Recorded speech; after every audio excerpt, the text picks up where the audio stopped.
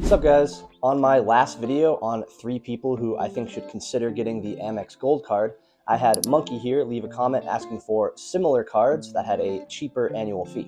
And I thought this was a great idea because while the Gold Card is extremely powerful for the right person, it is extremely expensive. And I actually think about 70% of people with the Gold Card might actually be better with some of the alternatives that I'm about to list. So for part 1, I'm going to be listing my 2 favorite alternatives to the Gold Card that I actually plan on adding to my setup at some point, because while the Gold Card works for me right now, it might not always, and it's always good to have a backup plan. Card number 1, and by far my favorite alternative, is the Capital One Savor card. While this card only earns 3x on dining and groceries, it has a $0 annual fee. So unless you know you can use the credits on the Gold Card, you would have to spend upwards of $30,000 a year on food to make that extra 1% that you get on the Gold Card worth it. On top of that, the Capital One Savor also earns 3x on streaming and entertainment, and upwards of 8 times back on Capital One entertainment purchases. And the reason I say it earns 3x back instead of 3% back is actually because this card is great for both a cash back setup or a travel card setup as well. While the card advertises cash back, if you combine it with a venture card like my Capital One Venture X,